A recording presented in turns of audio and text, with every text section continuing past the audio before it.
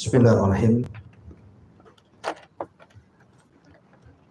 Assalamualaikum warahmatullahi wabarakatuh. Alhamdulillah wassalatu wassalamu ala Rasulillah wa ala alihi wa sahbihi wa mawalah wa la hawla wa la quwata illa billahi wa ba'd. Baik, kita lanjutkan kajian kita masih membahas kitab Minhaj Firqatin Najiyah wa Ta'ifah Al-Mansurah karya Syekh Muhammad Ibn Jamil Zainu, di mana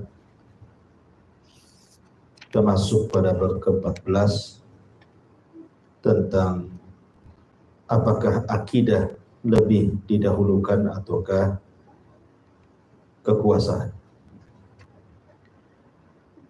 Tetapi sebelumnya kita akan membahas poin kelima dari pembahasan sebelumnya, hukum hanya milik Allah semata, karena ada kaitan dengan bab yang ke-14. Di antara hukum hanya milik Allah semata, yang nomor 5 adalah at-tashri', penetapan hukum adalah milik Allah Subhanahu wa ta'ala. Di sini Allah Subhanahu wa ta'ala berfirman, syara'a lakum minad dini ma wassa bihi Nuhan walladzi auhayna ilaika.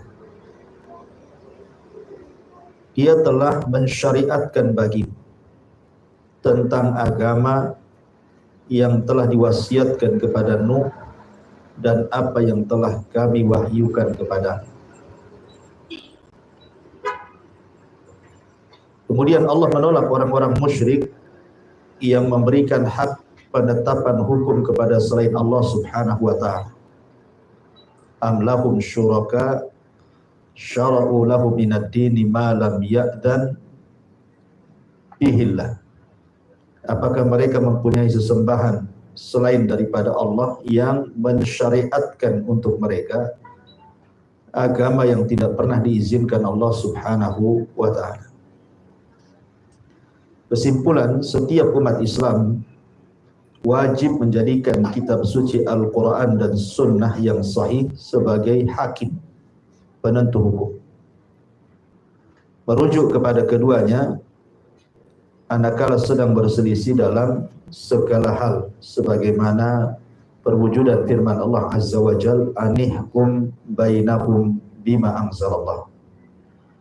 Dan hendaklah kamu memutuskan perkara di antara mereka menurut apa yang ditentukan atau diturunkan Allah Subhanahu wa ta'ala. Juga sabda Nabi sallallahu alaihi wasallam kepada orang-orang Muhajirin, wa man lam tahkum a'immatuhum bi kitabillah wa yatakhayyaru mimma anzalallahu illa ja'alallahu ba'sahum bainahum. Dan selama para pemimpin mereka tidak berhukum dengan kitab Allah dan tidak memilih apa yang diturunkan Allah, niscaya kesengsaraan akan ditimpakan di tengah-tengah mereka. Maka umat Islam wajib membatalkan hukum-hukum atau perundangan-perundangan asing yang ada di negaranya, seperti undang-undang Perancis, Inggris, Barat atau yang lainnya yang bertentangan dengan hukum Islam. Hendaknya umat Islam tidak lari ke mahkamah yang berdasarkan undang-undang yang bertentangan dengan hukum Islam.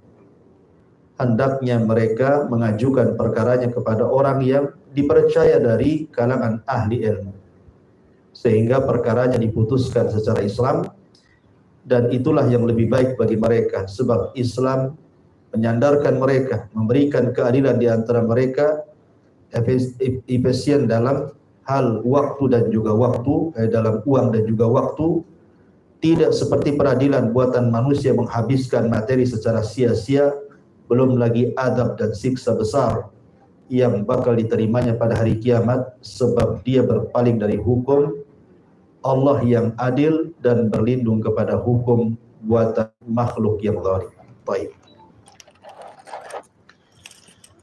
Ma'asyiral muslimat yang dimuliakan Allah Subhanahu wa taala, ikhwatu fiddin wa akhwatu fillah yang dimuliakan Allah Subhanahu wa taala. Kalau kita membahas tentang tidak ada hukum kecuali hukum Allah Subhanahu wa taala, sebenarnya sudah sangat jelas tentang hukum-hukum yang berkaitan dengan perkara ini.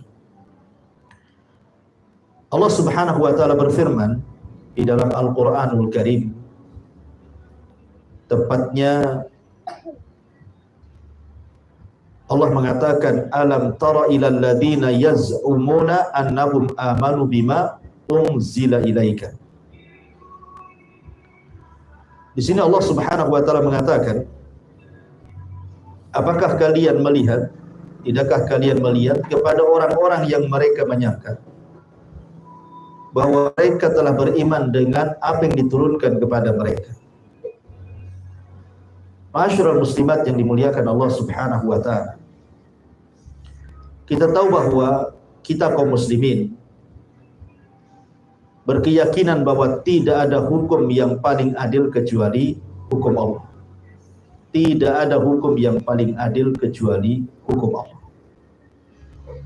Sehebat apapun pakar-pakar di dunia untuk membuat undang-undang dalam sebuah negara, tetap saja akan kurang dari keadilan.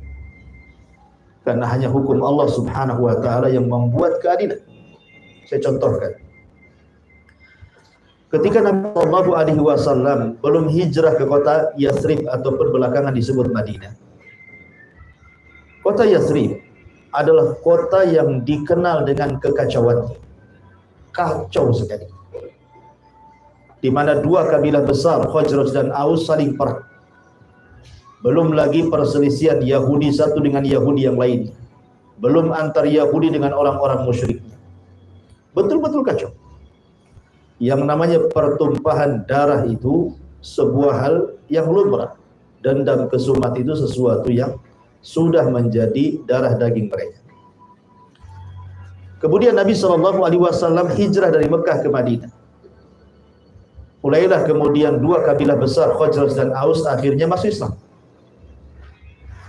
Maka di antara tugas Nabi SAW yang pertama adalah membangun masjid. Kemudian yang kedua mempersaudarakan orang-orang Muhajir dan Ansor. Yang ketiga, disinilah Nabi SAW ingin menerapkan hukum Islam dengan dituangkan dalam sebuah undang-undang yang disebut dengan wathiqah ataupun Dustur Al-Madinah, atau yang lebih dikenal dengan Piagam Madinah.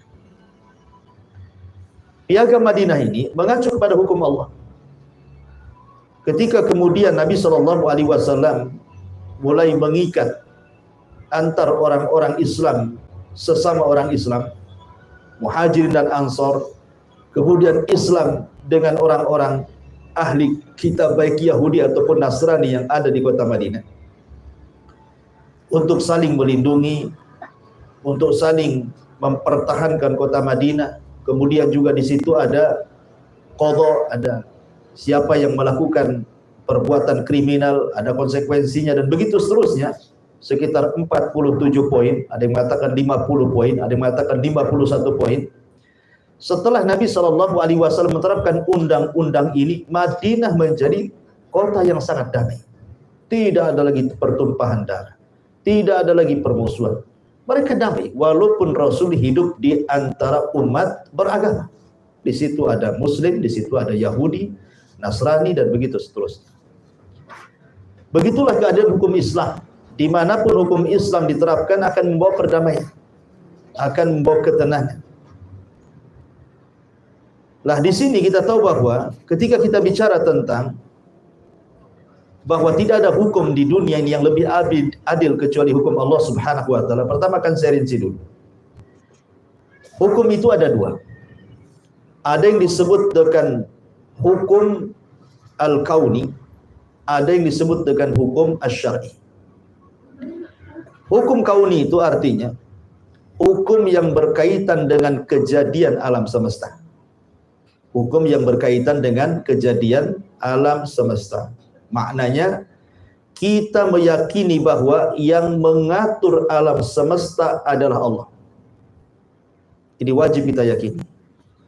Bahwa Allah menciptakan langit dan bumi dan alam semesta, kemudian Allah menguasainya, kemudian Allah yang mengaturnya. Tidak ada satupun di permukaan bumi walaupun sejengkal tanah sekalipun kecuali Allah sudah mengaturnya dengan baik. Allah sudah meletakkan bulan di mana, bintang di mana, matahari di mana, galaksi-galaksi di mana, gunung di mana, laut di mana. Allah sudah meletakkan secara teratur. Dan Allah Subhanahu wa taala adalah zat yang tidak pernah tersentuh kantuk ataupun tidur. Sehingga mustahil alam semesta ini terjadi pergeseran kecuali atas kehendak Allah Subhanahu wa taala. Makanya ketika Nabi Musa alaihi salatu wassalam kemudian mengatakan mungkinkah Allah tidur, maka Allah Subhanahu wa taala kemudian mengutus malaikat datang kepada Nabi Musa membawa 2 botol, kemudian disuruh dipegang oleh kedua tangannya, kemudian Musa disuruh berdiri, tidak ngapa-ngapain, suruh memegang 2 botol, kemudian berdirilah. Akhirnya kemudian Musa pun ngantuk, kemudian tertidur sedikit, 1 botol jatuh kemudian pecah. Kemudian akhirnya lama lagi makin ngantuk, 2 botol pun akhirnya jatuh pecah. Maka malaikat ini mengatakan, ya Musa, kalau Allah ngantuk atau tidur, maka kondisimu seperti engkau memegang 2 botol. Pasti alam semesta ini akan kacau. Pasti akan bertabrakan satu planet dengan yang lainnya. Bintang akan berjatuh-jatuhan. Makanya Allah mengatakan dalam surah Kursi, Allah tidak tersentuh sinatun wala naum. Allah tidak mungkin ngantuk, apalagi tidur. Artinya bahwa alam semesta ini mutlak Allah Subhanahu wa taala yang mengaturnya. Itu namanya hukum kauni. Jangan ada keyakinan bahwa sebagian laut, sebagian gunung, sebagian lembah ada yang mengaturnya. Karena ada di antara kaum muslimin yang mempercayai hal itu kan. Seperti umpamanya orang-orang yang tinggal di pinggir laut selatan gitu ya.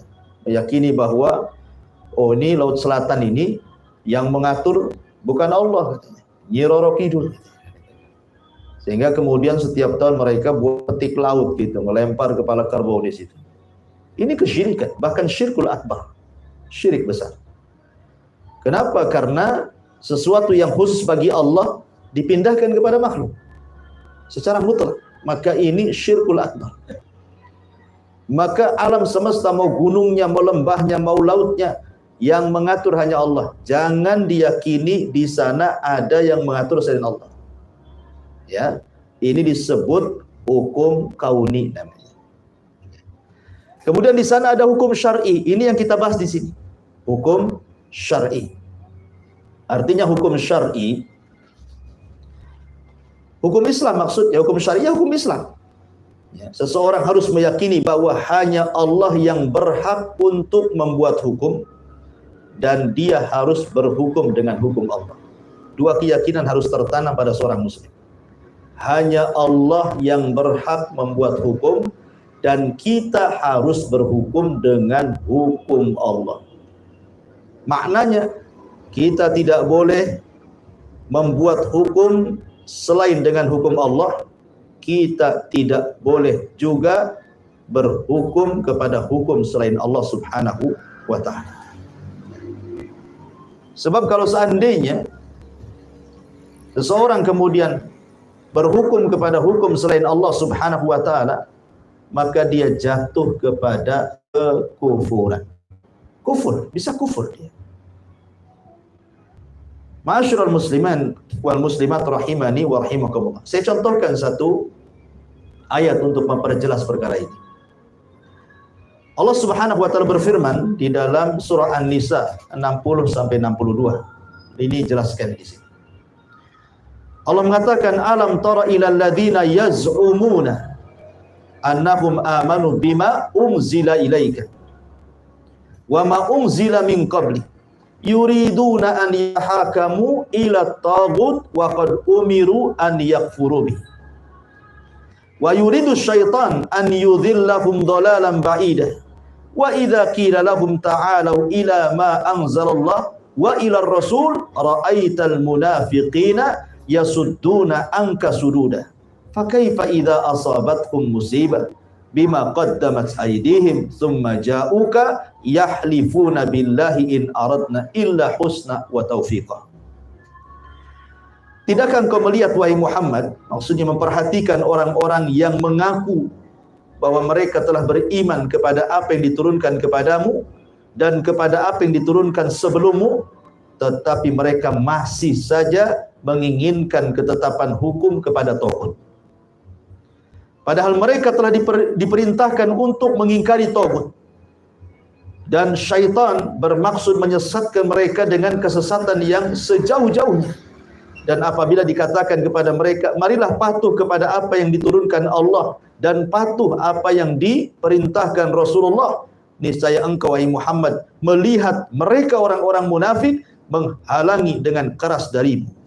Maka bagaimana halnya apabila kelak musibah menimpa mereka orang munafik disebabkan perbuatan tangan mereka sendiri, kemudian mereka datang kepada wahai Muhammad sambil bersumpah, demi Allah kami sekali-kali tidak menghendaki selain kebaikan dan kedamaian. Ya, begitulah orang munafik ngaku memperbaiki, hakikatnya mereka merusak. Tapi di sini ikhwatu fiddin muliakan Allah Subhanahu wa taala, bahwa ada manusia-manusia itu yang mereka menjauh daripada hukum Allah Subhanahu wa taala dan memilih hukum taghut. Padahal Allah Subhanahu wa taala memerintahkan kita untuk kufur dengan taghut, kan itu. Taghut itu apa? Menjadikan sesembahan selain daripada Allah, itu artinya taghut. Allah mengatakan faman yakfur bit taghut wa yu'min billah. Barang siapa yang kufur dengan taghut dan beriman kepada Allah, maknanya kita disuruh untuk meninggalkan taghut. Tapi ada sebagian manusia yang memilih hukum taghut. Lalu apa itu taghut? Taghut itu adalah kullu ma tajawaza bihil abdu haddahu min ma'budin au matbu'in au muta'in.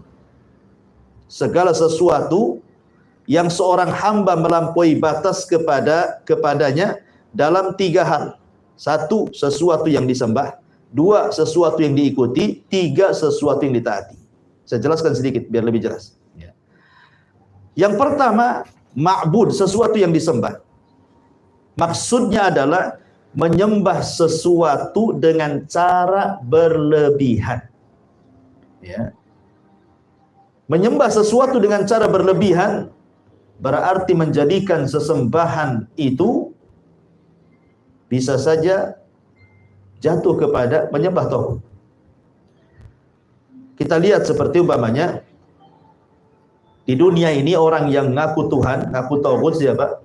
Fir'aun dan Namrud, itu yang jelas dalam Quran. Karena Fir'aun yang mengatakan ana rabbukumul a'la gitu ya. Saya Rabb kalian yang paling tinggi. Jadi ketika kemudian seseorang menyembah selain daripada Allah Subhanahu wa taala yang mengaku Tuhan, berarti dia telah menjadikan sesembahan itu taghut bagi dia.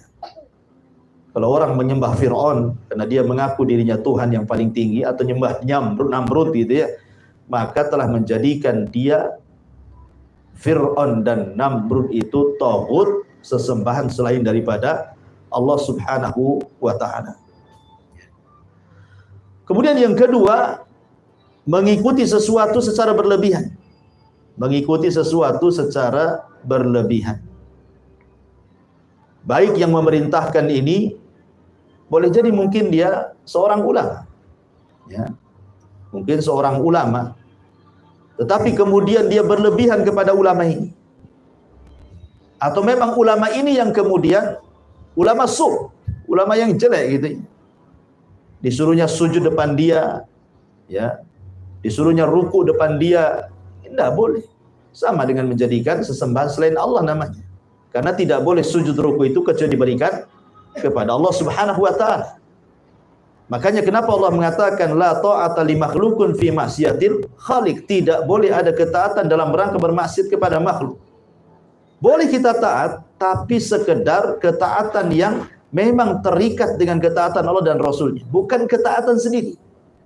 Ketaatan kepada manusia itu terikat dengan ketaatan kepada Allah dan Rasulnya. Kalau perintah manusia ini baik, kita lakukan. Kalau perintah manusia tidak baik, tidak boleh kita lakukan. Karena tidak ada ketaatan kepada makhluk dalam rangka bermaksiat kepada Allah. Kalau kita berlebihan kemudian sampai mentaati di luar daripada ketaatan kepada Allah dan Rasulnya, bisa terjerumus kepada taghut, menyembah kepada selain Allah Azza wa Jalla. Dan yang terakhir, kepada yang muta', maksudnya penguasa. Dalam hal ini bicara tentang masalah penguasa yang membuat hukum-hukum selain daripada hukum Allah Subhanahu wa taala, kemudian kita redha dengan hukum itu. Padahal hukum itu jelas-jelas menentang gitu ya. Menentang Islam, menentang Al-Qur'an dan Sunnah, kita suka pula dengan hukum itu. Atau mensejajarkan hukum itu dengan hukum Allah. Ini yang bahaya. Nanti saya akan jabarkan. Tetapi begini, masalahnya ketika masuk pada bab ini yang bahaya adalah ketika kemudian seseorang tidak memahami rincian-rincian tentang hukum kepada selain Allah Subhanahu wa taala sehingga masuk kepada manhaj takfir. Kalau orang tidak paham rincian-rinciannya, rincian tentang berhukum kepada selain Allah, kemudian Al-Quran mengatakan wa man lam yahkum bima anzalallah fa ulaika humul kafirun, siapa yang tidak berhukum dengan hukum Allah maka dia kafir. Kalau dia telan-telan ayat ini, tidak dirinci, tidak paham rinciannya, maka boleh jadi kita akan berpaham seperti paham Khawarij, mudah mengkafirkan pemerintah. Karena selama kita hidup dari pemerintahan pertama sampai sekarang di negeri kita sendiri, kan tidak secara murni undang-undang yang diterapkan itu adalah hukum-hukum Islam. Di sini campuran kan gitu. Ada undang-undang Belandanya dan begitu seterusnya. Kalau kita telan-telan ayat itu kemudian, wah, negara kita ini tidak berhukum dengan hukum Allah. Hukumnya campuran, berarti negara kita negara kafir, negara tauhid. Wah, bahaya. Nanti kita bisa mengkafir-kafirkan pemerintah. Makanya harus didudukkan tentang persoalan ini. Begini ya. Asal hukum atau berhukum kepada selain Allah itu adalah jatuh kepada syirkul asghar. Ingat bahwa asal berhukum kepada selain hukum Allah itu jatuhnya kepada syirkul asghar, bukan syirkul akbar. Syirkul akbar itu kalau ada qarinah-qarinah tertentu yang mengarahkan kepada syirkul asghar, kepada syirkul akbar. Tapi hukum asalnya itu syirkul asghar, syirik kecil. Maknanya tidak keluar dari Islam. Ya, makna syirik kecil itu maksudnya tidak keluar dari Islam. Kalau syirik besar keluar dari Islam. Jadi harus pahami hukum asalnya. Jadi hukum asalnya adalah syirik kecil, bukan syirik kecil, bukan syirik besar. Mana dalilnya? Bahwa berhukum kepada hukum selain Allah Subhanahu wa taala itu dibawa kepada asalnya adalah syirkul asghar, bukan syirkul akbar. Perhatikan ucapan para sahabat. Dijelaskan oleh Abdullah ibn Syakik, dia berkata, "Maka as-sahabatu yarawna syai'an minal a'mali tarkuhu kufrun ghairu shalah." Tidaklah para sahabat memandang satupun amalan yang kalau ditinggalkan bisa jadi kufur kecuali salat. Kalau sampai meninggalkan salat bisa kufur dia. Ya. Maksudnya di sini para sahabat ini memandang bahwa tidak ada amalan yang jika ditinggalkan menjadi seseorang itu kafir kecuali salat. Adapun amalan-amalan selain salat jika ditinggalkan tidak menjadikan seorang kafir. Contohnya umpamanya ada orang meninggalkan puasa padahal dia sanggup. Ada orang yang tidak haji padahal kaya gitu ya. Ada orang yang meninggalkan berbakti kepada orang tua padahal hukumnya wajib, ya kan? Kemudian meninggalkan zakat gitu ya, dan begitu seterusnya dari perbuatan-perbuatan amal soleh yang ditinggalkan secara sengaja ataupun mungkin malas gitu ya. Apakah kemudian dikafirkan? Padahal jelas-jelas ketika mereka meninggalkan itu kan bertentangan dengan hukum Allah kan. Ketika dia meninggalkan puasa berarti bertentangan dengan hukum Allah. Ketika dia meninggalkan zakat berarti bertentangan hukum Allah. Tapi tidak ada satupun amalan yang dipandang oleh para sahabat kalau ditinggalkan bisa sampai kafir kecuali sholat. Hanya sholat saja. Berarti amalan-amalan yang lain kalau ditinggalkan tidak sampai tingkat kafir. Padahal kalau ditinggalkan amalan-amalan yang itu juga bertentangan dengan hukum Allah. Anda tidak puasa bertentangan dengan hukum Allah kan itu. Anda tidak zakat bertentangan dengan hukum Allah. Anda durhaka kepada orang tua bertentangan dengan hukum Allah. Tapi para sahabat tidak menilai itu sebuah kekafiran. Menunjukkan bahwa asal berhukum dengan hukum selain Allah itu adalah syirik kecil ataupun kufur kecil. Ya. Disebut fasik namanya ya. Bisa sampai tingkat syirkul akbar atau syirik besar gitu, ataupun bisa sampai keluar dari Islam kalau ada qarinah. Ada yang memang mengarah hal-hal yang bisa kemudian dari perkara kecil jadi besar. Ya, dari syirik kecil jadi syirik besar gitu ya. Itu yang harus dipahami. Kemudian dalil yang kedua yang sering didengung-dengungkan orang-orang yang punya paham takfir biasanya. Selalunya mereka itu mengambil surah Al-Maidah ayat 44. Wa man lam yahkum bima anzalallahu faulaika humul kafir. Selalunya, ya, orang yang punya manhaj takfir suka mengkafir-kafirkan orang itu. Biasanya mereka mencopot surah Al-Maidah ayat 44. Barang siapa yang tidak berhukum dengan apa yang Allah turunkan, maka dia kafir. Lihat, di sini jelas-jelas kafir kok. Ikhwatu fiddin, ayatnya sahih karena tidak ada ayat yang lemah. Tidak seperti hadis ada yang sahih, ada yang hasan, ada yang dhaif. Ayat itu semua sahih, mutawatir, wajib diterima. Cuman kalimat benar ini harus juga ditunjukkan dengan pemahaman yang benar. Dan tidak ada yang paham tentang makna ayat kecuali para sahabat. Lihat bagaimana tanggapan para sahabat. Abdullah ibn Abbas radhiyallahu anhuma ketika beliau mentafsirkan ayat ini. Beliau mengatakan innahu laisa bil kufri alladhi yadhhabuna ilaihi innahu laisa kufran yankilu anil millati wa man lam yahkum bima anzalallah faulaika humul kafirun. Maknanya kufrun duna kufrin.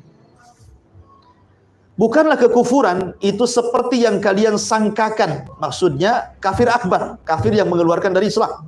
Ya. Sesungguhnya itu bukanlah kekufuran yang mengeluarkan orang dari Islam. Makna dan barang siapa yang berhukum dengan selain hukum Allah maka dia kafir. Maksudnya kafir di sini artinya kufrun duna kufrin. Kufur yang dimaksud adalah kufur asghar. Atau dengan kata lain fasik, bukankah kafir. Nah, ini pemahaman Abdullah ibn Abbas, seorang sahabat turjumanul Quran, pakar Quran. Ya. Pakar Quran. Dia bukan sembarang. Masalahnya ikhwatu fiddin muliakan Allah Azza wa Jalla. Lalu muncul pemahaman siapa yang tidak berhukum dengan hukum Allah dia kafir, keluar dari Islam. Dari mana munculnya pemahaman ini? Munculnya pemahaman ini berawal dari satu firqah dalam Islam yang keluar di zaman Nabi. Belum ada kelompok sesat yang keluar di zaman Nabi kecuali firqah ini. Namanya Khawarij. Nabi masih hidup keluar firqah ini. Tetapi baru ideologinya belum melembaga. Ketika Nabi SAW membagi-bagi harta rampasan perang Ghanimah Hunain, tiba-tiba kemudian Rasul melebihkan bagian kepada orang-orang muhajirin dan tidak banyak diberikan kepada orang-orang Ansor. Pada orang Ansor yang berperang habis-habisan gitu ya. Tentu Nabi SAW ada maksud kenapa memberikan harta dilebihkan kepada orang-orang muhajirin. Salah satunya untuk melembutkan para pembesar-pembesar yang baru masuk Islam supaya tidak kembali kepada kekafiran. Oleh Rasulullah kemudian dibagikan lebih banyak supaya mereka sabat dalam agamanya. Karena terkadang kemudian ada orang bisa kufur karena kefakiran. Maka Rasulullah SAW melebihkan. Itu salah satu alasannya. Banyak alasan yang lain. Pertimbangan Rasul tentu pertimbangan yang sangat adil. Tiba-tiba kemudian ada seseorang yang bernama Dzul Khuwaisirah. Dzul Khuwaisirah At-Tamimi, bukan Dzul Khuwaisirah Al-Yamani. Ada dua, Dzul Khuwaisirah Yamani, ada Dzul Khuwaisirah At-Tamimi. Yang di sini adalah Dzul Khuwaisirah At-Tamimi. Datang kepada Nabi SAW langsung mengatakan, "I'dil ya Muhammad." Dicelanya Rasulullah. Ya. Adil engkau wahai Muhammad. Masa bagi-bagi harta kayak gini? Harta rampasan perang. Maka Rasul mengatakan, "Illam a'dil faman ya'dil." Kalau aku tidak ada adil, siapa lagi yang lebih adil dari? Maka Rasul kemudian ketika orang ini sudah pergi, kata Rasul, nanti akan muncul orang-orang seperti ini. Maksudnya seperti Dzul Khuwaisirah, yang mereka membaca Al-Quran tapi tidak sampai di tenggorokannya. Mereka meremehkan solat kalian dibandingkan solat mereka, puasa kalian dibandingkan puasa mereka, tapi mereka melesat dari Islam seperti melesat anak panah dari busurnya. Kalau engkau dapati mereka perangi, karena dalam merangi mereka terdapat pahala, kata Rasul. Apa yang disabdakan Nabi SAW menjadi sebuah kenyataan di zaman siapa? Di zaman Khilafah Ali. Ya, di zaman Khilafah Ali. Ketika Ali radhiyallahu anhu berkonflik dengan Muawiyah soal darah Utsman, berakhir dengan perang sifil. Tapi dalam peperangan itu tidak ada yang kalah, tidak ada yang menang. Maka orang-orang Syam, orang-orangnya Muawiyah kemudian mengangkat Al-Quran, meminta damai, jangan dilanjutkan, nanti banyak orang yang mati. Akhirnya kemudian mereka pun siap damai. Diutuslah oleh Ali Amr ibn As dan diutuslah oleh Muawiyah Abu Musa al-Ash'ari radhiyallahu anhu. Berdamailah dua orang ini. Kemudian terjadilah bulir-bulir kesepakatan untuk gencatan senjata. Tidak ada perang lagi. Pulanglah pasukan Ali ke Kufah. Rupanya ada tentara-tentara Ali itu yang mereka tidak setuju dengan keputusan Ali yang mengutus Amr, akhirnya membulirkan sebuah perdamaian. Keluar mereka 6.000 lebih. Akhirnya kemudian tinggal di Harura di Kufah. Kemudian Abdullah ibn Abbas diutus oleh Ali. Kenapa mereka sampai keluar? Maka mereka punya 3 alasan. Pertama katanya, karena Ali radhiyallahu an membingungkan kami. Kami disuruh perang melawan pasukan Muawiyah. Tiba-tiba dihentikan. Ya. Harusnya kalau memang Ali menganggap bahwa orang-orangnya Muawiyah itu kafir, jangan dihentikan. Sampai titik darah penghabisan kita perang. Tapi kalau Ali memandang mereka orang-orang Islam, berarti Ali telah berbuat dosa besar menyuruh kami memerangi orang Islam. Antara dua pilihan saja.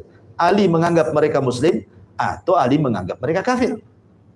Kalau kafir, kenapa di stop perangnya? Kenapa ketika kita menang, sebentar lagi mau menang, kita tidak boleh mengambil ganimahnya, tidak boleh menawan tawanannya, kita perang begitu saja, nggak dapat apa-apa. Ini Ali membingungkan kami. Yang kedua, dalam perjanjian Amr bin As dan juga Muawiyah Abu Musa al-Ash'ari, di dalam catatan itu, dalam catatan bulir perdamaian itu, tidak ditulis Amirul Mukminin. Tidak ditulis Amirul Mukminin, tapi ditulis Ali bin Abi Thalib. Dia kan khalifah. Harusnya kan ditulis Amirul Mukminin. Kalau dia bukan Amirul Mukminin, berarti dia Amirul Kafirin. Kalau dia bukan pemimpin orang yang beriman, berarti dia pemimpin orang kafir. Karena nggak mau nulis di situ. Kemudian yang ketiga, mereka mengatakan bahwa Ali telah berhukum dengan hukum manusia. Ini poin yang ketiga yang kemudian menjadi asas manhaj takfir. Ali telah berhukum dengan hukum manusia. Masa dia mengirim Amr ibn As dalam urusan agama Allah? Ya, berarti hukum Ali telah berhukum hakamar rijal fi dinillah. Dia telah menjadikan hukum kepada manusia untuk agama Allah. Dari sini mereka mengatakan wa man lam yahkum bima anzalallah faulaika humul kafir. Siapa yang tidak berhukum dengan hukum Allah, dia kafir. Kalau gitu Ali kafir. Muncullah di sini pemahaman ayat ini, ya, pemahaman takfir. Pokoknya setiap di luar kelompoknya kafir, setiap di luar kelompoknya kafir. Jadi orang-orang Khawarij lah yang kemudian meletakkan pemahaman wa man lam yahkum bima anzalallah faulaika humul kafirun. Maksudnya kafir di sini keluar dari Islam. Padahal ahli sunnah tidak memahami seperti itu. Ahli sunnah mengatakan bahwa wa man lam yahkum bima anzalallahu fa ulaika humul kafir. Maksudnya di sini tidak sampai kufur akbar. Di sini kufur asghar saja. Kufur kecil, maksudnya fasik, tidak sampai kufur akbar, keluar dari Islam. Yang pertama memahami ayat ini kufur keluar dari Islam adalah orang-orang Khawarij. Makanya Ali radhiyallahu an, ketika orang-orang Khawarij kemudian mereka berteriak-teriak di masjid, ya, menyalahkan Ali dan mengatakan wa man lam yahkum bima anzalallahu fa ulaika humul kafirun.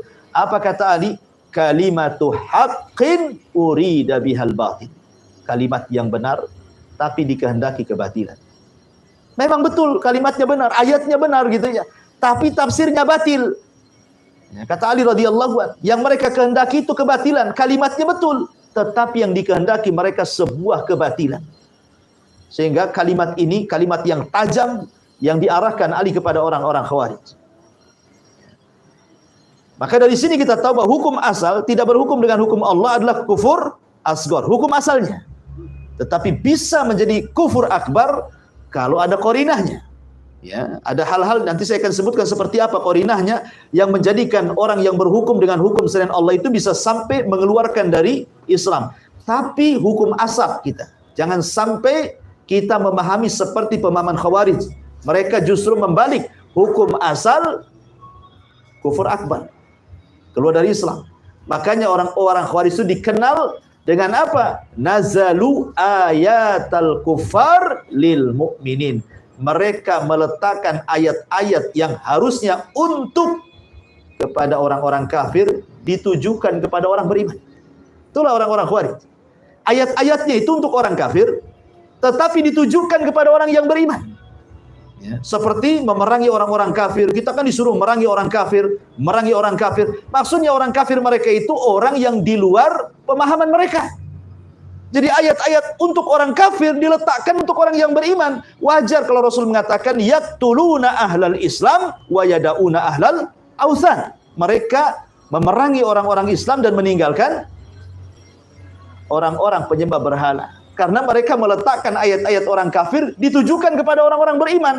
Karena mereka menganggap di luar kelompok mereka kafir. Padahal di luar kelompok mereka belum tentu kafir.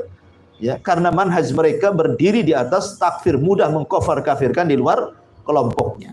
Kesimpulannya, ma'asyiral muslimat yang dimuliakan Allah Subhanahu wa taala. Jadi kondisi orang yang merubah status hukum orang yang berhukum dengan hukum selain Allah, satu, ya, bahwa orang yang membuat undang-undang atau hukum, ya, meyakini dirinya salah dalam membuat hukum dengan selain Allah. Umpamanya dia seorang hakim, seorang qadhi di negeri kita, dia membuat hukum, undang-undang, dia yakin dia itu tidak benar, salah sebenarnya harusnya saya berhukum dengan hukum Allah, harusnya undang-undang itu undang-undang yang Allah sudah terapkan. Kalau orang bunuh kisos, kalau orang mencuri potong tangan, kalau orang begini-begini, tapi kayaknya kurang relevan, kurang pas. Pasti banyak menentang. Dia mengakui salah. Ya, ketika dia meletakkan undang-undang akhirnya yang membunuh jadi dipenjara 15 tahun. Nah, itu kan berselisih dengan hukum Allah. Harusnya yang membunuh dibunuh, kan itu kisos dalam Islam kan. Mencuri dan dipotong tangannya akhirnya 5 tahun penjara. Karena melihat kemaslahatan masa atau umat gitu ya. Tapi dia mengaku salah. Bahwa ini tidak benar gitu ya. Maka ini tidak sampai tingkat kafir. Orang seperti ini. Dia kan mengakui kesalahannya. Ya cuman kan kurang pas saja di negeri kita ini.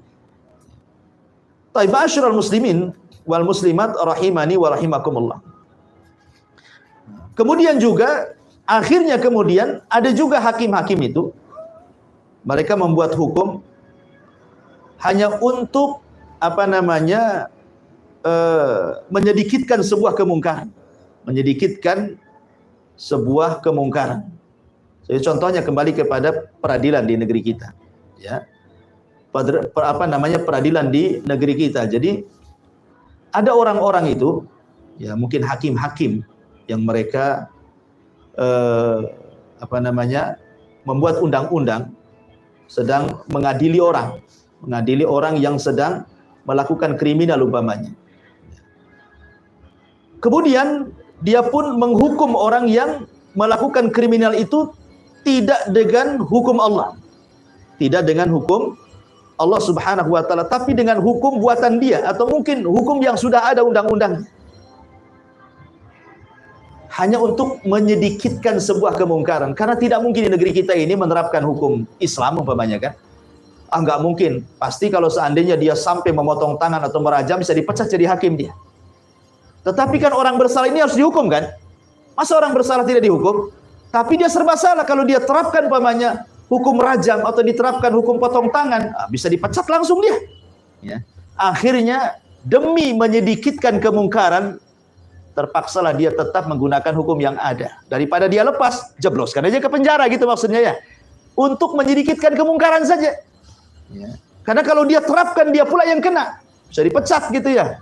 Apa-apa bisa didemo orang umpamanya kan. Nah, maka yang seperti ini tidak sampai kekafiran, keluar dari Islam. Ya. Kemudian juga yang ketiga, orang yang berhukum dengan hukum selain Allah Azza wa Jal, dia berhukum karena sebuah syahwat saja. Ya, sebuah syahwat dunia gitu ya, yang umpamanya ya karena dia dibayar, kan ada hakim-hakim itu yang kena sogok gitu ya, untuk meringankan hukuman. Kan banyak tuh hakim-hakim yang seperti itu ya, kecuali hakim-hakim yang betul-betul Allah rahmati, hakim-hakim yang adil.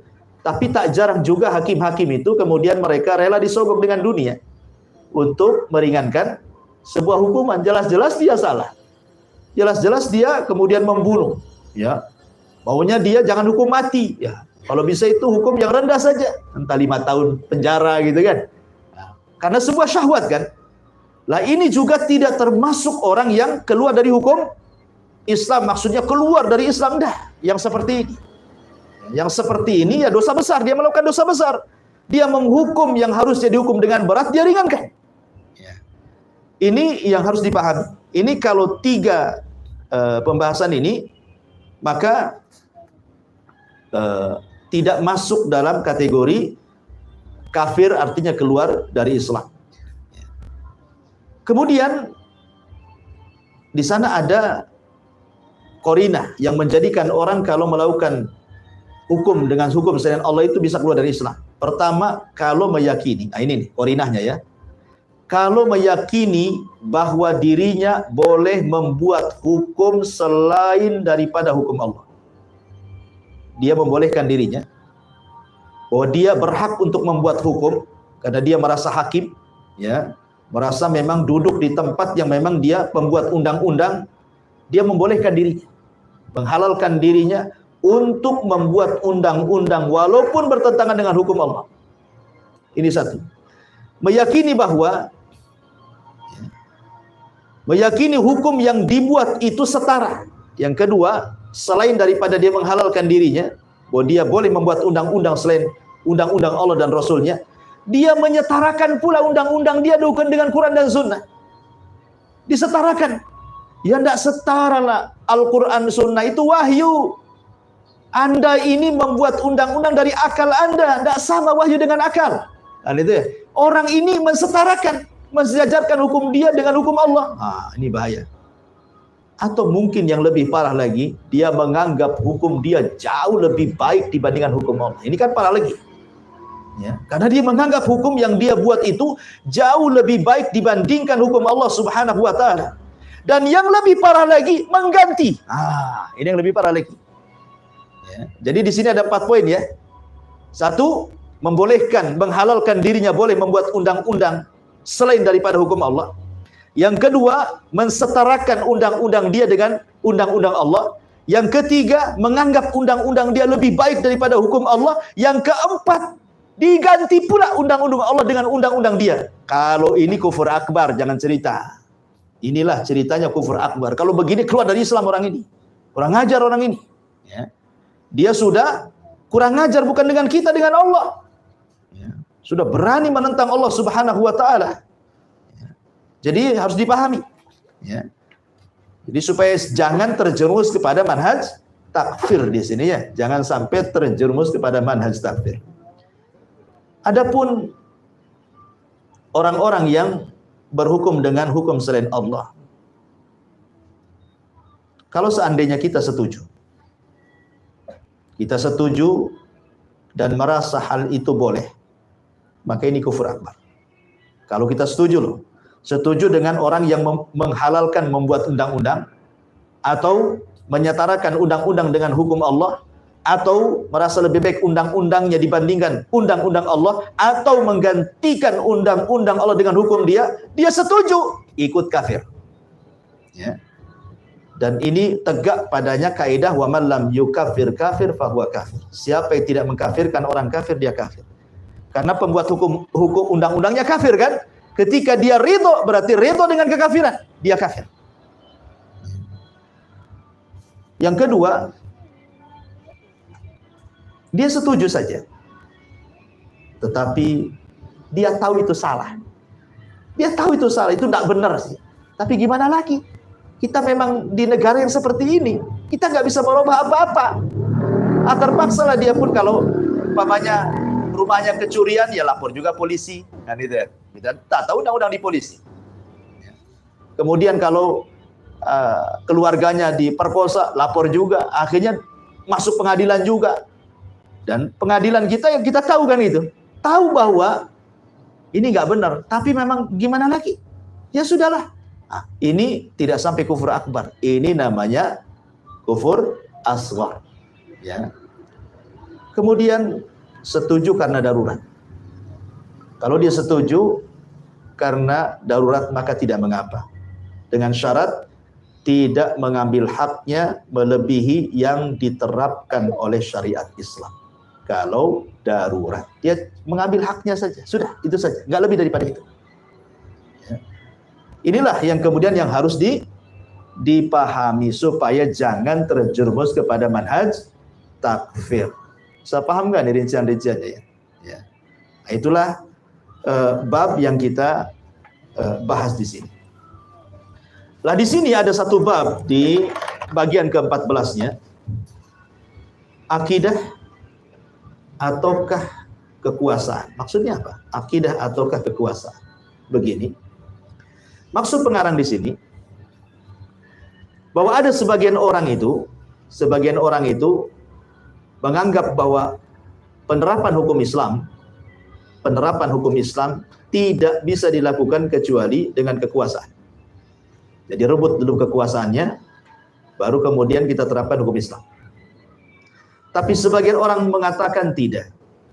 Walaupun kekuasaan itu sudah direbut, belum tentu bisa menjalankan hukum Islam kalau tauhidnya masih bobrok. Kalau tauhidnya masih rusak. Kalau akidahnya masih sesat. Tidak akan mampu walaupun sudah punya daulah untuk menerapkan hukum Islam secara sempurna. Maka di sini ada pertanyaan. Mendahulukan membenahi akidah dulu, baru cerita tentang kekuasaan.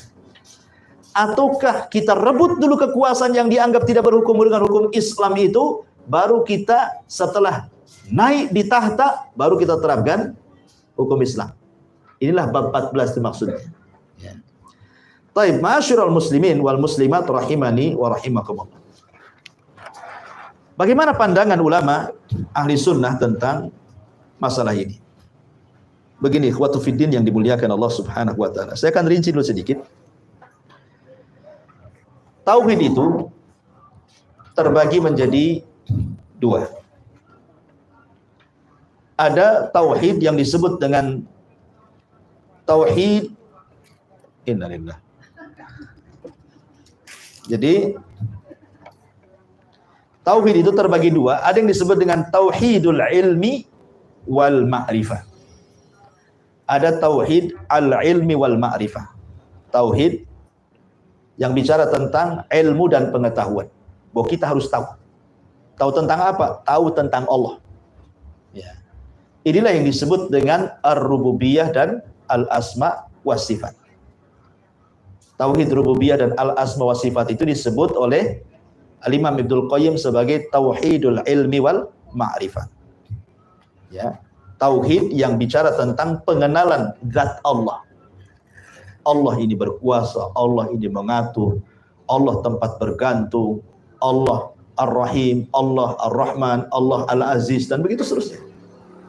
Dan ini tertuang dalam surah Al-Ikhlas. Tauhid ini tertuang dalam surah Al-Ikhlas. Qul huwallahu ahad, Allahus samad, lam yalid walam yulad, walam yakul lahu kufuwan ahad.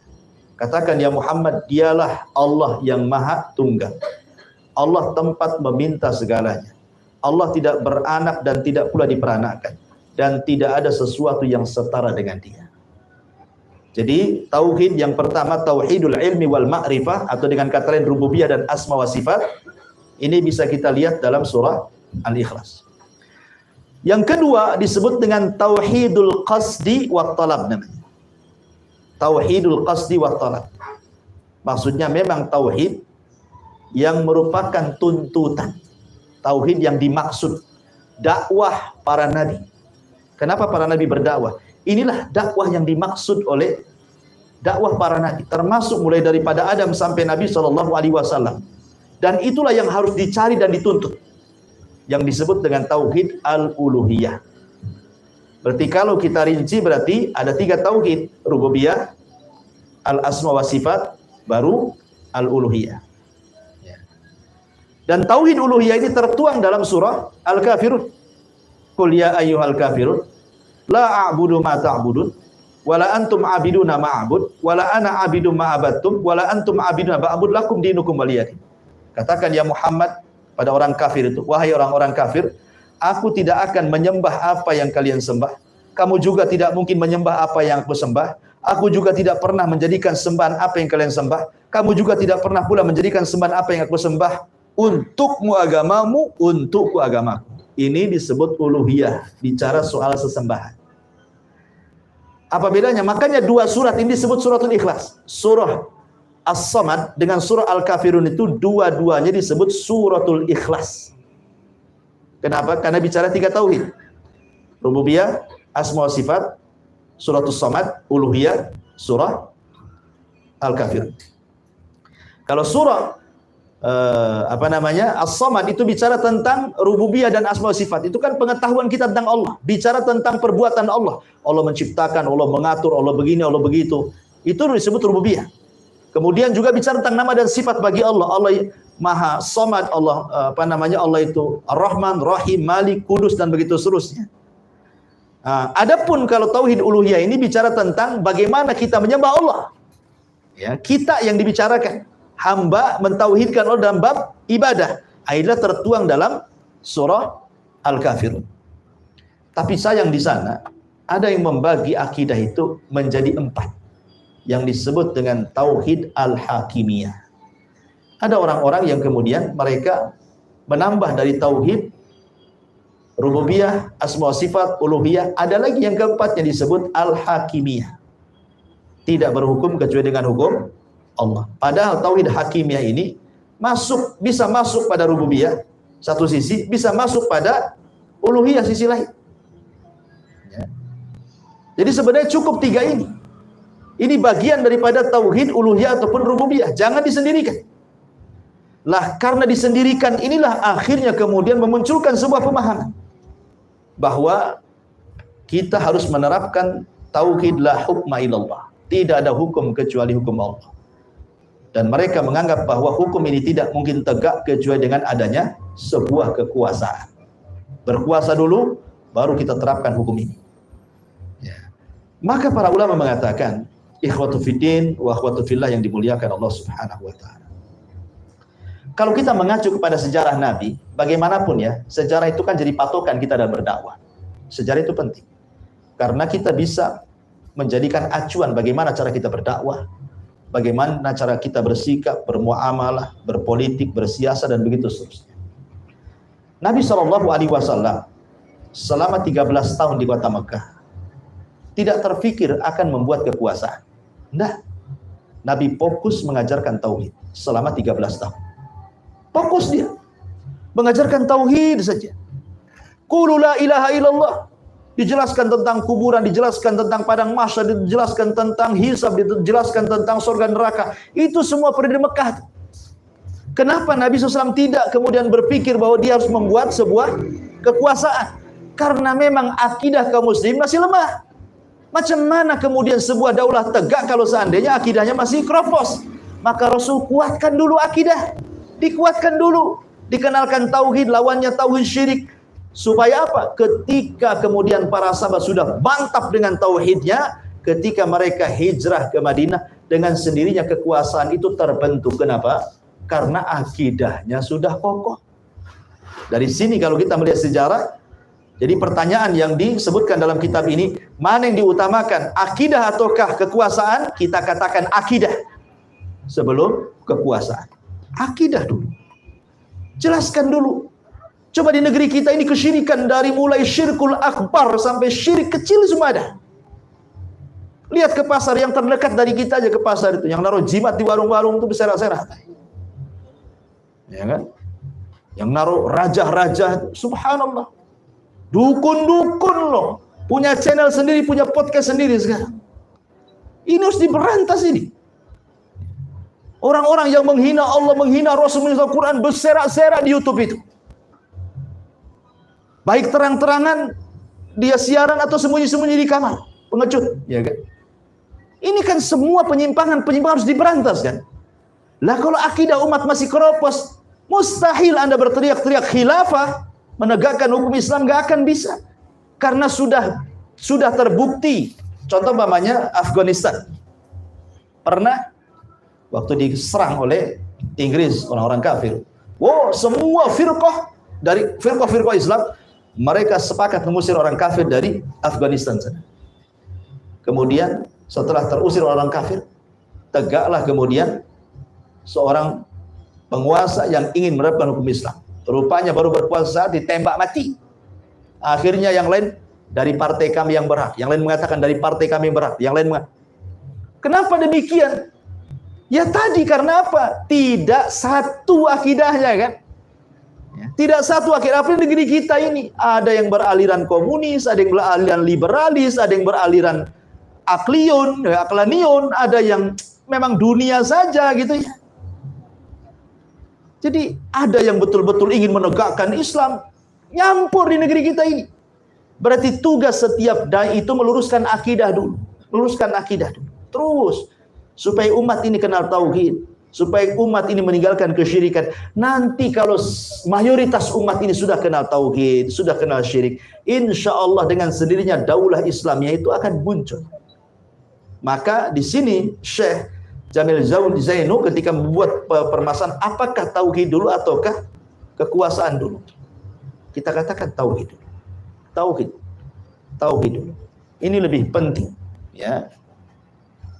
Bukan berarti kita tidak setuju kalau seandainya negeri kita ini berhukum dengan hukum Allah. Oh, senang, sangat senang. Itu yang kita inginkan. Kalau seandainya negeri kita dipimpin oleh orang Islam yang taat, kemudian mahkamahnya betul-betul berhukum dengan hukum Islam, Al-Quran dan Sunnah. Siapa yang tidak senang kalau dia orang yang beriman dan dia seorang Muslim kan? Tapi masalahnya, apakah mungkin diterapkan dalam waktu-waktu yang sangat singkat, apalagi hari-hari seperti ini? Ya kan? Sementara akidah manusia itu bermacam-macam. Bukan hanya bicara ketauhidan, bicara ittiba saja, mencontoh Nabi SAW bermacam-macam. Dengan berbagai macam firqahnya, dengan berbagai macam pemahamannya, dengan berbagai macam kesesatannya, dengan berbagai kesyirikannya, dan begitu seterusnya. Nah, maka sekali lagi, tugas kita tetap adalah mendahulukan, mendakwahkan tauhid. Mulai dari keluarga, tetangga, orang terdekat gitu ya. Baru setelah tauhid umat ini beres gitu ya, baru kita berpikir bahwa diperlukan undang-undang yang bisa mengatur kita. Ma'asyiral muslimin yang dimuliakan Allah Subhanahu wa taala, saya kira ini ya poin kesimpulan dari bab yang ke tadi berapa itu. Nanti ibu-ibu atau antum sendiri bisa memperdalam dengan baca sendiri. Saya hanya ngambil kesimpulannya saja. Silakan sebelum saya tutup kita buat tanya jawab sedikit. Boleh? Bagaimana dengan pernyataan seorang menteri ya? Dan juga bahwa dia terang-terangan di channel YouTube dari komputer ataupun channel yang lain mengatakan bahwa Islam itu pendatang di Indonesia. Sehingga Islam yang harus menyesuaikan dengan kondisi hukum yang ada di Indonesia. Iya. Bagaimana tentang sikap yang mengatakan Islam itu pendatang. Harusnya Islam yang mengkondisikan dengan di negeri kita. Ini persis seperti yang saya jelaskan. Seorang orang yang menghina Allah ya, viral itu dengan mengatakan Nasrani itu lebih dulu, Islam ini abad ke-7 baru datang. Iya, memang betul Islam ini pendatang. Tapi datang dari mana? Datang dari Allah. Islam bukan datang dari Arab. Salah. Islam itu datang dari Allah, bukan dari Arab. Arab sendiri Islam pendatang, karena sebelumnya mereka agama jahiliyah. Orang jahiliyah penyembah berhala, datang Islam ke Arab. Islam itu bukan suku, bukan kabilah yang mereka imigrasi sana ke sini, berimigran dari satu tempat ke tempat lain gitu ya. Enggak begitu. Islam ini datang dari Allah. Dan Allah sudah takdirkan memang Islam datang belakangan. Sebagai penutup para nabi. Sebagai penutup semua agama. Tetapi walaupun dia datang belakangan di akhirat, dia masuk surga duluan. Ya kita betulkan aja lah. Memang Islam pendatang. Tapi datang dari Allah. Gitu jawabannya gitu ya. Bukan datang dari Arab. Datang dari Allah. Nah, selesai itu syubhatnya itu. Wallahu a'lam. Ya. Sudah ya, udah karena maghrib juga cepat ya. Tayyib, kita tutup aja. Subhanallah bihamdika, asyhadu an la ilaha illa anta, astaghfiruka wa atubu ilaik. Allahu ta'ala. Assalamualaikum warahmatullahi wabarakatuh.